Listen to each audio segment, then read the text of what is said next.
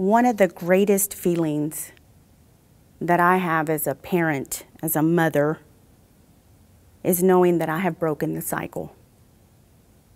The greatest feeling is knowing that, yes, my husband and I may have started out as dropouts,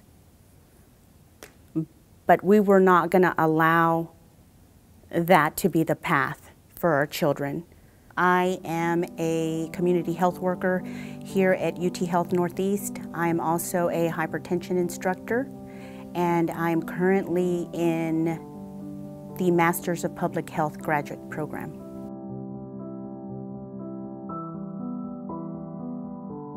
There wasn't anything that I lacked. My parents were both amazing providers, still are, but somewhere down the road, I struggled with learning. They didn't know what to call it. They didn't know what it was. The teachers just said that I daydreamed a lot. So I flunked the first grade, flunked the second grade, and when I got to the fifth grade, I was older than a lot of the other students. So it was suggested that they move me to the seventh grade, which at the time sounded like a great idea. So ultimately, I decided it was best if I quit school in the eighth grade, and I was okay with it. I'd struggled so much, and there really wasn't any help per se.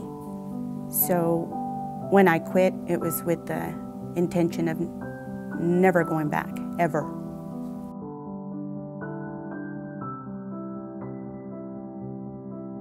As my children were growing up, I realized that all eyes were on me.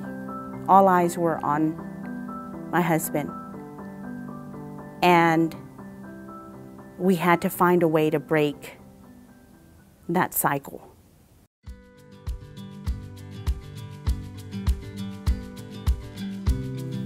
When I was at the Literacy Council, there was a yearning that I had, but I didn't know what it was. All I knew was that something was missing. And I thought, okay, I'll get my GED and I'll feel better. That feeling will dissipate and everything will go back to the way it was and I'll be okay. And I found that yearning, that why, only intensified, because I realized that, wow, I got my GED. I wonder what else I can get. I wonder what else I can achieve.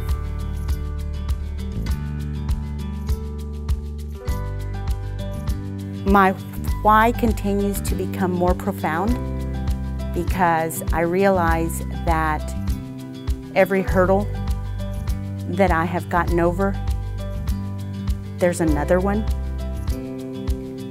But I'm not as afraid anymore like when I started at the Literacy Council. Now I actually invite that challenge and I take it on, head on.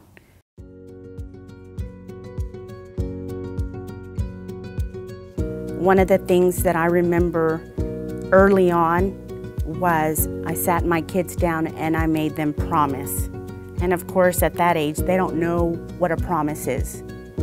But I remember very specifically telling them that I wanted them to achieve something that their father and I would never be able to have, and that was a high school diploma.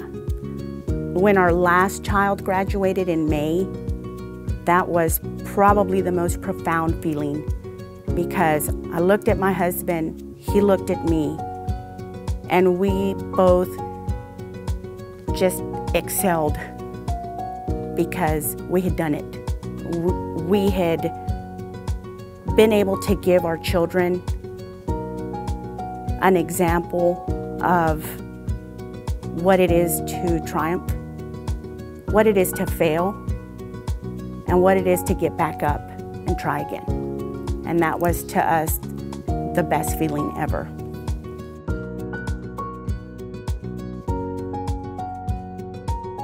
My plan is when it's time for me to go, when it's my time,